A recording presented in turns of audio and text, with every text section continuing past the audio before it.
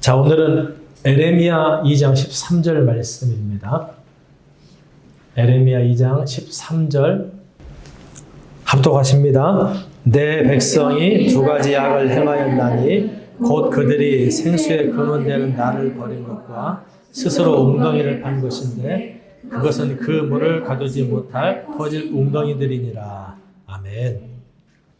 오늘은 이 에레미야 2장 13절을 본문으로 해서 도대체 왜 사람을 죄인이라고 하는가 라는 제목으로 함께 하나님의 뜻을 살펴보도록 하겠습니다. 요한일서 4장 8절에서 사랑하지 아니하는 자는 하나님을 알지 못하나니 이는 하나님은 사랑이심이라.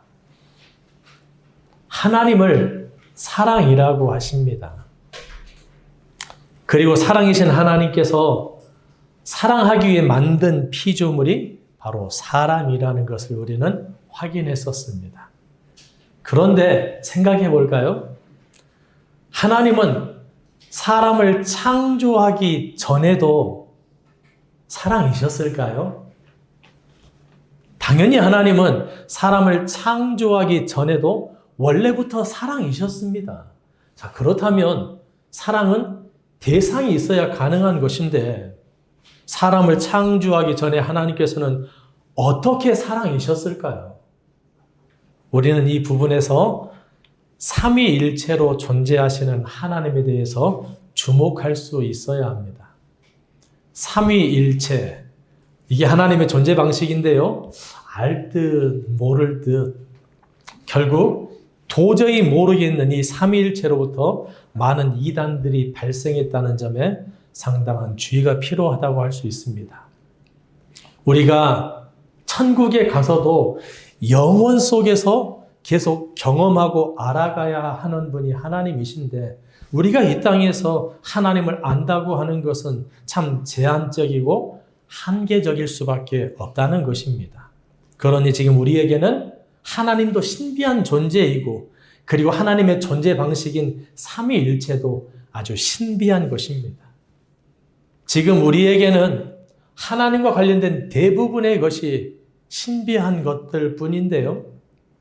그 신비한 것을 이해하려고 하면 할수록 그리고 말로 설명하려고 하면 할수록 더 오류에 빠지기 쉽다는 사실을 우리가 기억하셨으면 좋겠습니다. 성경의 기록이 하나님을 다 설명할 수도 없고 그리고 하나님의 존재 방식을 다 설명할 수도 없지만 그런데 우리들은 다만 성경에 기록된 내용만큼만 그리고 성경에 기록된 대로만 그만큼만 알 수 있다는 것입니다. 자, 그렇다면 성경에 기록된 만큼만 우리가 확인해 보실까요? 자, 우리가 믿는 하나님은 한 분이십니까? 맞습니다. 우리가 믿는 하나님은 분명 한 분이십니다.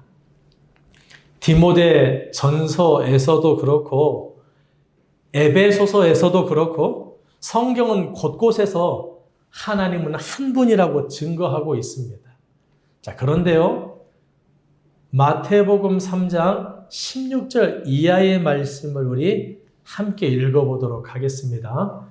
예수께서 침례를 받으시고 곧 물에서 올라오실새 하늘이 열리고 하나님의 성령이 비둘기같이 내려 자기 위에 임하심을 보시더니 하늘로부터 소리가 있어 말씀하시되 이는 내 사랑하는 아들이요 내 기뻐하는 자라 하시니라. 이 말씀을 보니까 먼저 침례를 받으시고 물에서 올라오시는 예수님이 계십니다. 그런데 예수님 말고 또 비둘기같이 내려오는 성령님이 따로 있습니다. 그뿐 아니라 이는 내 사랑하는 아들이요 내 기뻐하는 자라고 말씀하시는 하나님이 계십니다. 분명 하나님이 계시고 그리고 다른 위격으로 예수님도 계시고 그리고 또 다른 위격으로 성령님도 계시다는 것을 우리는 알 수 있습니다. 이렇게 세 개의 위격이 따로 존재하기 때문에 그래서 이 땅에 오신 예수님께서 하나님께 기도하는 것이 가능한 것입니다. 이렇게 하나님과 예수님 그리고 성령님은 셋이면서 동시에 하나이십니다. 셋이면서 하나일 수 있는 존재 방식은 우리가 물질계에서는 결코 경험할 수 없는 것이기 때문에 우리의 이해와 해석을 초월해 있습니다. 다른 예를 생각해 볼까요? 우리가 하나님께서는 시공간을 초월해서 존재하신다고 하는데 실은 우리들이 이 말을 하면서도 시공간을 초월해 계신다는 것이 도대체 어떤 것인지 알 수가 없습니다. 시공간을 초월해서 존재한다는 것 역시나 우리가 사는 물질계에서는 결코 경험할 수 없기 때문에 알 수가 없는 것입니다. 그래도 시공간을 초월해서 존재하는 것은 판타지 영화나 소설에서 자주 다루어져 왔기 때문에 조금은 덜 낯설겠지만 셋이면서도 하나인 존재 방식은 아주 낯설기만 할 것입니다. 그러나 우리 신자들은 하나님께서 삼위의 독립된 위격으로 구별되어 계시지만 동시에 하나님께서는 일체로 하나라는 사실을 성경에 기록된 그대로 받아들이고 믿는 것입니다. 자, 그런데 삼위로 독립된 위격으로 구별되어 계시는 그 하나님께서는 서로 사랑으로 하나 되어 계시다는 것에 주목할 수 있기를 바랍니다. 그 삼위 하나님의 사랑은 그리고 삼위 하나님의 하나 되심은 우리들이 상상할 수도 없고 우리들이 흉내낼 수도 없는 그런 사랑이고 그런 하나됨이라는 사실입니다. 요한복음 10장에서 예수님께서는 자신과 하나님 아버지는 하나이다 라고 선포하셨는데요. 이 말은 무슨 의미입니까?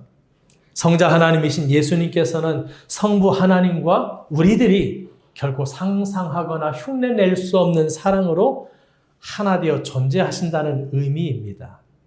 이 하나됨을 설명하실 때 자주 하셨던 표현이 요한복음 10장과 14장에 나와 있는데요. 그 옛날 어떤 드라마였나요?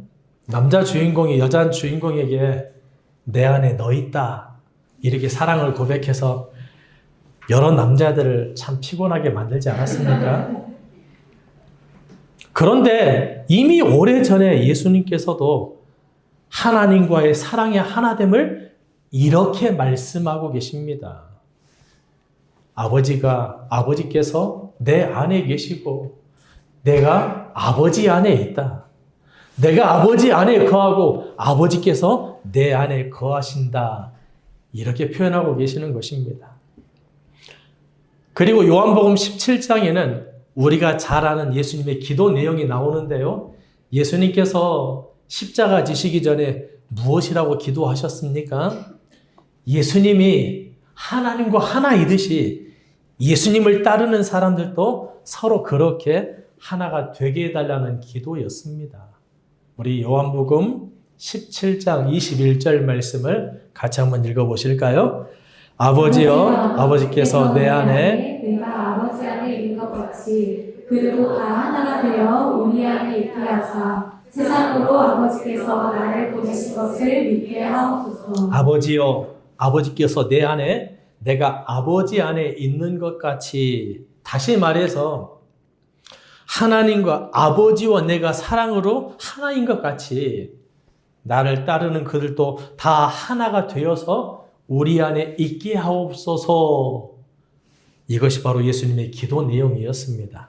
여러분, 하나님은 사랑이십니다. 그래서 창세 전부터 삼위 하나님께서는 온전한 사랑으로 온전히 하나이셨습니다. 그리고 그렇게 사랑이신 하나님께서 사랑하기 위해서 피조하신 대상이 바로 사람이고 그 사람들을 위해서 이 모든 삼라 만상들을 창조하신 것입니다.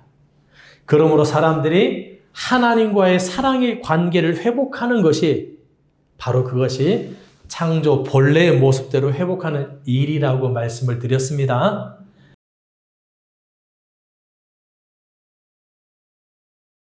자, 그런데 우리들이 하나님의 사랑을 깨달아감에 있어서 가장 큰 장애 요소로 꼽을 수 있는 것이 무엇이었습니까? 우리가 일상 중에 겪어내야 하는 크고 작은 고난일 것입니다. 우리가 힘들게 겪어내야 하는 고난들과 하나님의 사랑, 고난과 사랑 이 둘은 조화시키기가 참 어렵습니다. 고난은 우리를 향하신 하나님의 사랑을 굴절시키고 왜곡시켜 버립니다. 고난 중에 있는 사람은 자신을 향한 하나님의 사랑을 확신하고 실감하기가 어렵다는 사실입니다. 이 아프고 괴로운 고난이 결국 하나님의 방치나 냉담이 아니라는 것에 대해서 고난이라는 주제를 가지고 좀 다른 시간에 더 깊이 다루어 보도록 하겠습니다. 신자들일지라도 도저히 이해할 수 없는 고난에 놓이게 되고 도대체 하나님이 왜 나에게 이런 고난을 허락하셨을까? 누구나가 이와 같은 비명이 터져 나오는 그런 자리에 서게 될 것입니다.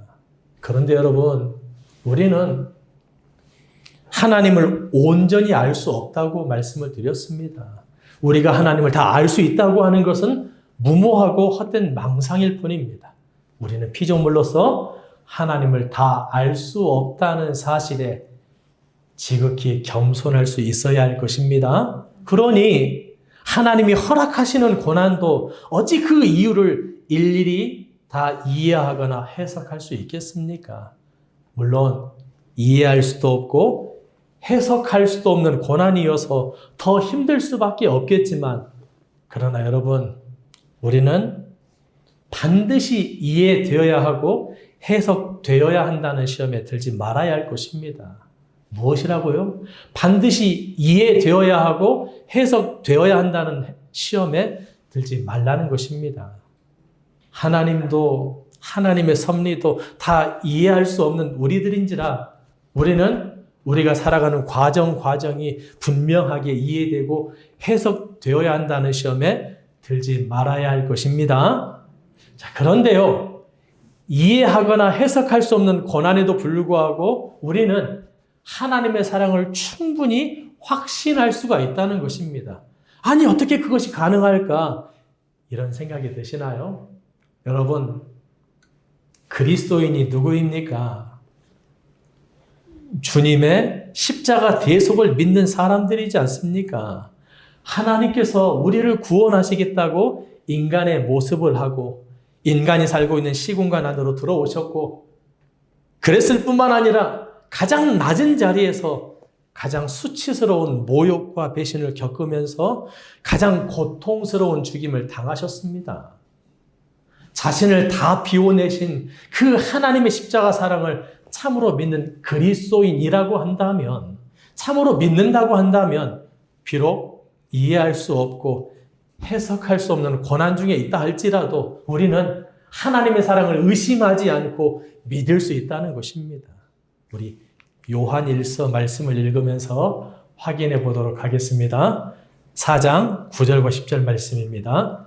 하나님의 사랑이 우리에게 이렇게 나타난 바 되었으니 하나님이 자기의 독생자를 세상에 보내심은 그로 말미암아 우리를 살리려 하심이라. 사랑은 여기 있으니 우리가 하나님을 사랑한 것이 아니요 하나님이 우리를 사랑하사 우리 죄를 속하기 위하여 화목제물로 그 아들을 보내셨습니다. 하나님의 사랑이 우리에게 어떻게 나타났다고 하고 있습니까? 우리를 살리기 위해서 예수님이 화목제물이 되신 것으로 나타났다라고 하고 있습니다. 여러분, 예수님께서 이 땅에 오셔서 십자가에서 죽으신 사건으로 증명된 하나님의 사랑, 더 증명되어야 하고 부족한 부분이 있습니까? 우리가 십자가에서 죽으신 그 예수님을 인격적으로 깊이 만났다면 그 사건만으로 하나님의 사랑은 충분히 증거되었다라고 고백하게 될 것입니다. 그리고 아무리 이해할 수 없고 해석할 수 없는 고난을 만나게 되더라도 그것과는 상관없이 나를 향하신 하나님의 사랑을 의심하지 않을 수 있다는 것입니다. 고난으로 인해 하나님을 의심하고 더 나아가 그 의심이 믿지 아니하는 악심이 되어서 하나님에게서 떨어져 나가는 일이 있어서는 결코 안 될 것입니다.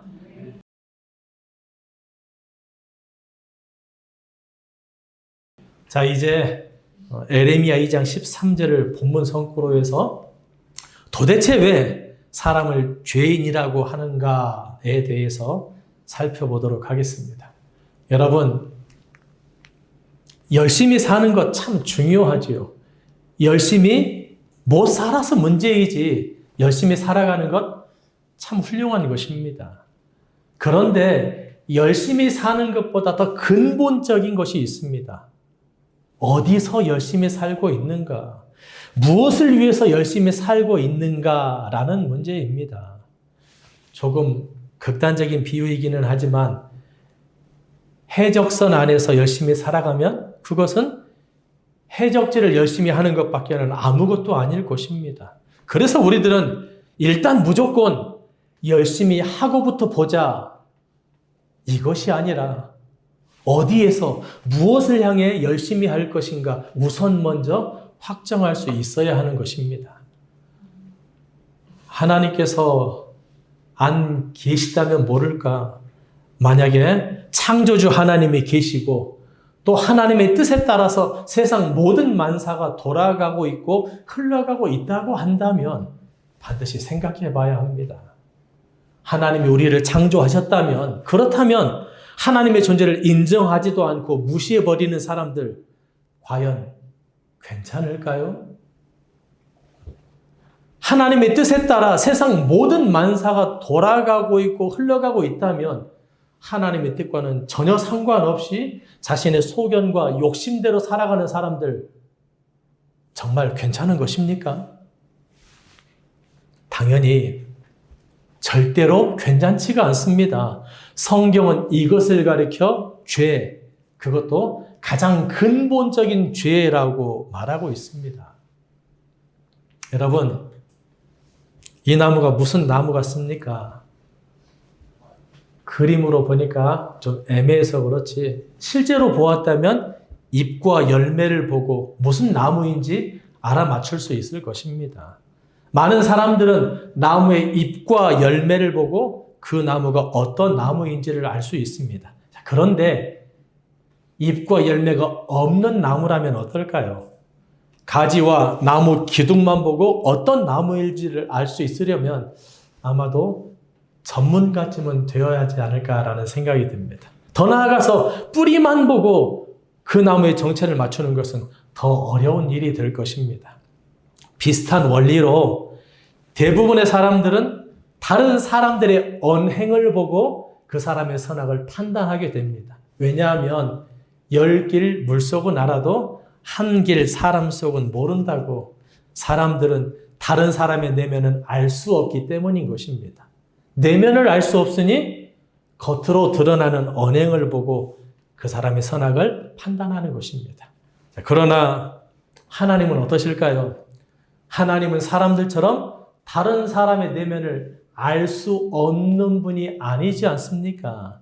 그래서 하나님께서는 드러난 언행뿐만 아니라 감추어진 내면까지를 살피신다라고 말하고 있는 것입니다. 우리 잠언서 21장 말씀을 같이 읽어보실까요? 사람의 행위가 자기 보기에는 모두 정직하여도 여호와는 마음을 감찰하시느니라. 하나님께서는 사람들의 마음을 감찰하신다고 하십니다. 그래서 마음을 감찰하시는 하나님 앞에는 누가 죄인이고 어떤 것이 죄가 되는가 사람들의 생각과는 다를 수 있는 것입니다. 다음 두 말씀을 함께 읽어보시죠. 마태복음 5장하고 요한일서 3장 내용인데요. 같이 읽어보겠습니다. 나는 너에게 이르노니 음욕을 품고 여자를 보는 자마다 마음에 이미 가난하여 되리라. 그 형제를 미워하는 자마다 살인하는 자니 살인하는 자마다 영생이 그 속에 거하지 아니하는 것을 너희가 아는 바라.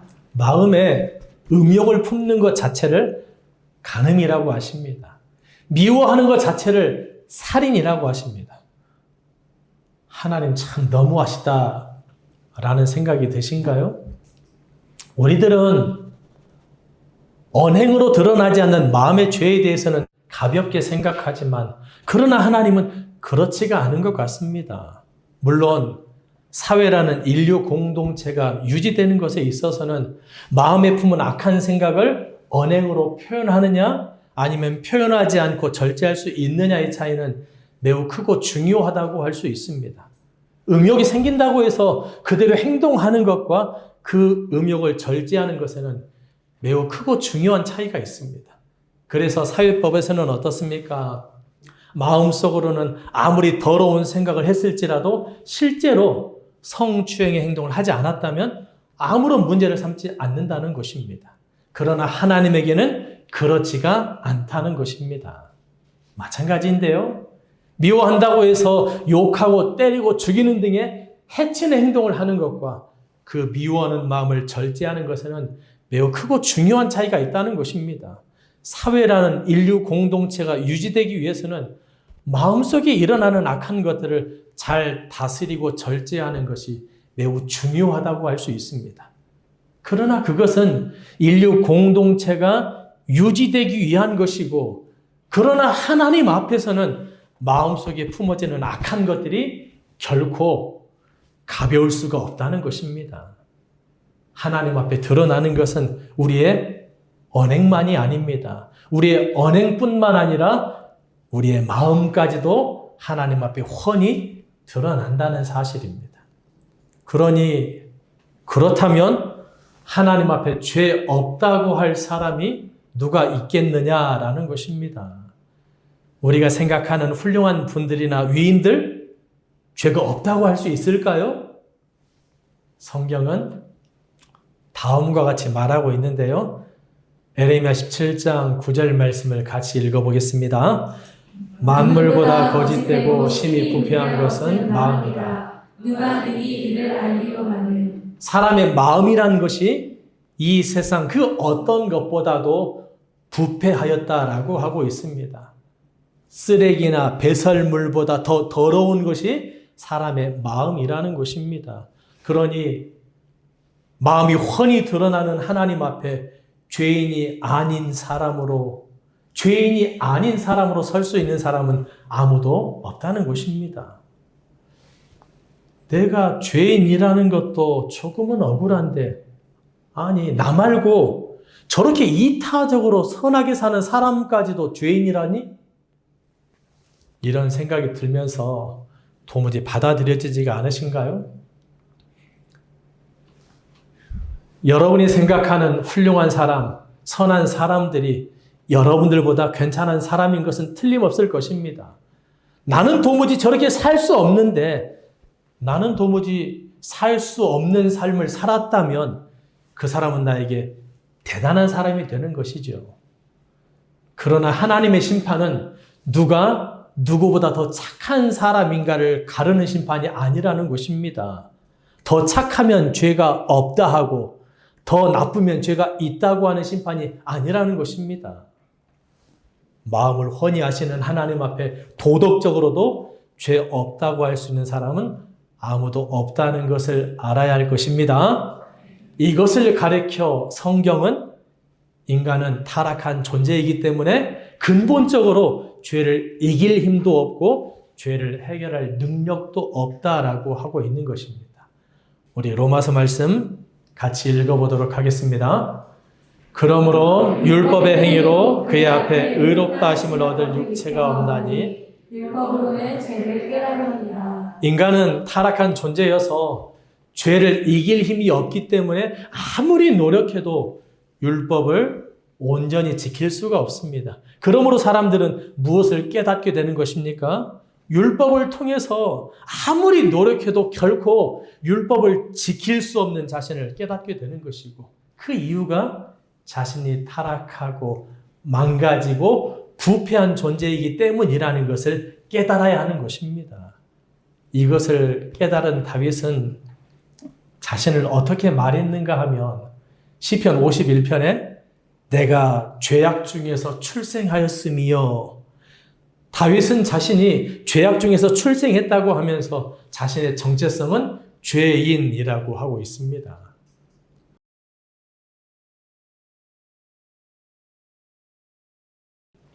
그런데 그럼에도 불구하고 비교적 아주 착하고 이타적으로 살아온 사람이 있다고 가정해 보겠습니다.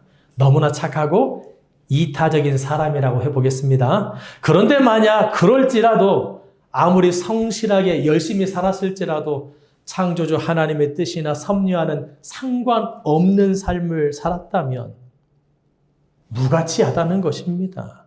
그리고 자신이 만드신 하나님을 무시하고 살았다면 선하다고 할 수 없다는 것입니다. 사람들이 흔히 알고 있는 바가 있습니다. 열매와 잎이 아무리 무성해도 뿌리 상태가 안 좋으면 그 나무는 곧 죽게 된다는 것입니다. 반면에 열매와 잎이 조금 부실해도 뿌리 상태가 좋으면 그 나무는 소생한다라고 말합니다. 무슨 말입니까?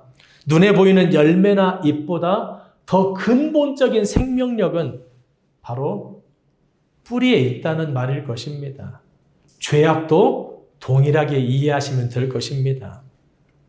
근본적인 죄악, 뿌리와 같은 죄악은 바로 하나님과의 단절입니다. 그리고 그 근본적인 죄악으로 인해서 도덕적으로도 악한 생각과 악한 언행들이 나타나게 되었습니다. 사람들이 하나님과 단절되어 타락한 상태가 되니 그 결과 악한 생각, 악한 행동도 하게 되었다는 것입니다. 하나님께서 사람을 창조하실 때 양심을 심어주시고 선한 존재로 창조하셨지만 하나님과 단절되어 타락한 상태가 되니 그 양심까지도 망가져서 선을 지향하는 마음은 있지만 선을 행할 수 없는 상태가 되어버렸습니다. 어디 양심뿐이겠습니까? 하나님과 단절되어 타락한 사람들은 창조 본래의 모습에서 망가져 버렸습니다. 그 망가진 사람들의 모습은 어떠합니까? 하나님께서는 하나님을 인식하고 반응하면서 하나님과 교제할 수 있는 영성을 주셨지만 그러나 하나님과 단절되어 타락한 상태가 되니 그 영성도 망가져서 막연하고 희미하게 신의 존재와 영원한 시간에 대해서 감만 가지고 있다고 했습니다. 결정적인 순간이나 막다른 상황에서는 순간적으로 본능적으로 하나님을 찾지만 그러나 성령이 터치해 주시기 전까지는 하나님을 인식할 수 없는 상태가 되어버렸다는 사실입니다. 하나님께서 사람들을 사랑의 대상으로 창조하시고 자유의지를 주셨기 때문에 사람들은 하나님과 단절되어 타락한 이후에도 자유와 사랑을 갈망하지만 그러나 위장된 자유와 사랑에 속아서 그것만을 탐닉하면서 피폐하고 공허한 삶을 살게 되었다는 것입니다. 망가진 라디오가 소리가 들릴 듯 말 듯 하며 지직거리다가 그러다가 고막을 찢을 듯한 날카로운 소리를 내는 상태와 마찬가지라는 것입니다. 금이 간 컵에 물을 따르면 담길 것 같지만 결국은 줄줄 새는 것과 마찬가지 상태인 것입니다. 우리는 무엇인가가 망가졌다면 어디서 망가졌는지 그리고 무엇 때문에 망가졌는지 정확히 알아야 할 것입니다. 그래야 제대로 고칠 수 있는 것 아니겠습니까? 사람도 마찬가지입니다. 자, 이제 완성될 천국의 모습을 요한계시록은 어떻게 기록하고 있는지 살펴볼 텐데요. 요한계시록 21장 3절에 밑줄 그어진 부분을 보니까 그들은 하나님의 백성이 되고 하나님은 친히 그들과 함께 계셔서. 여러분, 천국은 어떤 곳입니까? 먼저 사람들이 하나님이 백성이 된다고 하십니다. 사람들이 하나님의 백성이 된다고 하는 말이 무슨 뜻이냐? 하나님의 통치를 받는다는 말입니다. 더 이상 선악의 기준과 가치의 기준을 자기 자신에게서 찾지 않고 더 이상 자신의 소견과 욕심대로 살지 않고 하나님의 통치를 받는다는 말입니다. 다음으로 천국이 어떤 곳인가 3절은 이렇게 말하죠. 내가 들으니 보좌에서 큰 음성이 나서 이르되 보라 하나님의 장막이 사람들과 함께 있음에 하나님이 그들과 함께 계시리니 그들은 하나님의 백성이 되고 하나님은 친히 그들과 함께 계셔서. 사람들이 하나님과 함께 있는 곳입니다. 천국은 사람들이 하나님과 함께 있는 곳입니다. 단절이 극복되고 사랑의 관계가 회복되고 연합이 회복된 상태라는 것입니다.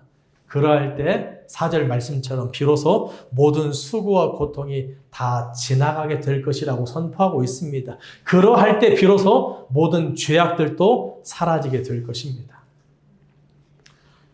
죄악뿐만 아니라 모든 고통, 결핍, 불안 등을 근본적으로 해결할 수 있는 방법을 찾아 헤매는 사람들에게 그 해결책에 대해서 성경이 이야기하는 것과 사탄이 미혹하는 것은 전혀 다릅니다. 성경은 그 해결책이 하나님에게로 돌아가는 것이어서 하나님에게로 돌아가는 것이라고 말합니다. 결국은 하나님에게로 돌아가 하나님과 함께하는 것이 완전해진 천국에서 온전해질 것이라고 알려주고 있습니다. 그러나 사탄은 어떻습니까? 우상들을 통해서 해결할 수 있을 것이라고 미혹하고 있습니다. 자, 오늘 본문 성구를 쉬운 성경 버전으로 다시 한번 읽어보도록 하겠습니다.